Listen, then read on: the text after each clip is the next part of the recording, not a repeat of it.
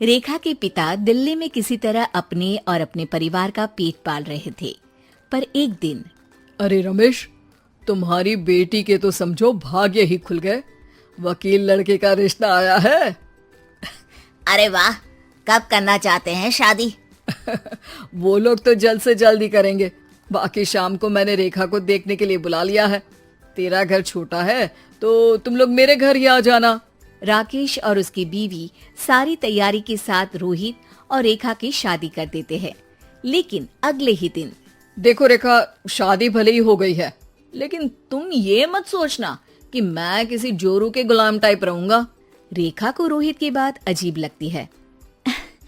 मैं ये तो सोच भी नहीं सकती और ना ही चाहती हूँ, लेकिन शादी के अगले ही दिन इस तरह की बात की उम्मीद भी नहीं थी। रोहित रेखा के मुंह से ये बात सुनकर गुस्सा हो जाता है। अरे, काफी जबान भी चला लेती हो। माँ ने सिखाया नहीं कि पति से कैसे बात करते हैं? रेखा अब चुप रहने में ही भलाई समझती है। रेखा, जल्दी से नाश्ता तैयार कर लो। आज पहला दिन है, सारे काम तुम्हें समझा दूंगी। ये नौकरानी है जो तुम्हें बता देगी कि कैसे कैसे क्या करना है। फिर इसकी कल से छुट्टी है। रेखा भी ससुराल में जी जान लगाकर काम करने लगती है। खाली समय मिलता तो पति के वकालत की किताब उठाकर पढ़ने लगती। ये क्या, जब देखो तब पढ़ती रहती है।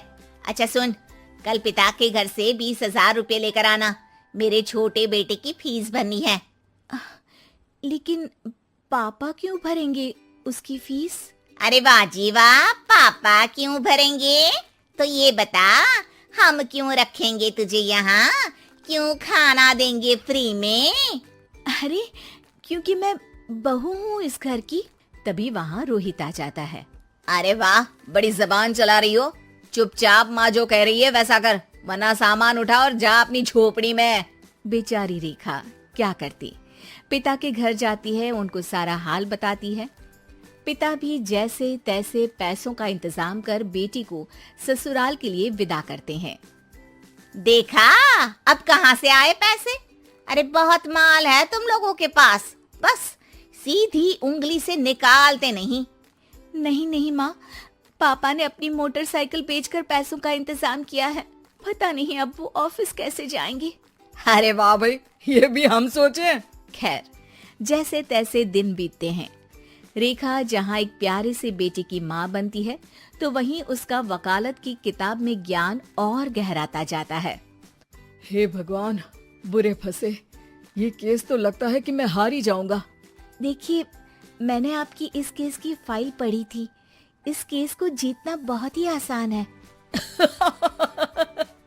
वाह भाई वाह, यहाँ वकालत की डिग्री लेकर भी मैं समझ नहीं पा रहा हूँ, और तुमने रोटी बनाते बनाते ही केस समझ लिया।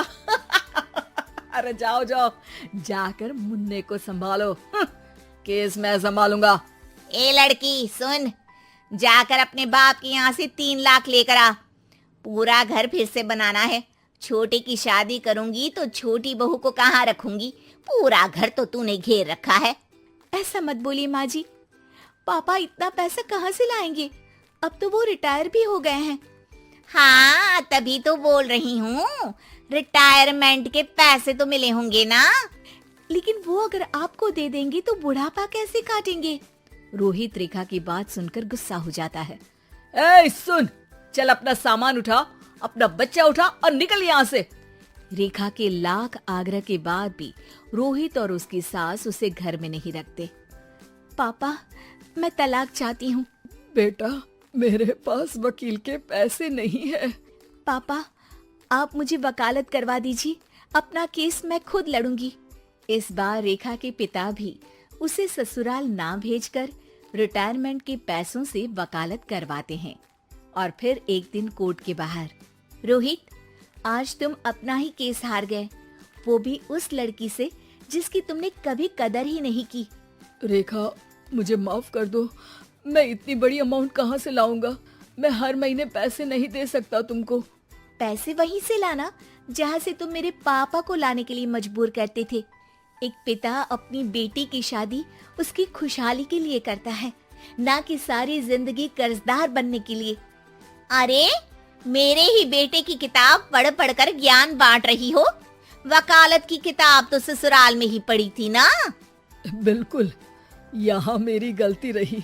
जिस पैसे से मैंने इसकी शादी की थी, मुझे वो पैसे पहले इसकी पढ़ाई में लगाना चाहिए था। और आज रेखा एक जानी मानी वकील के रूप में काम कर रही है।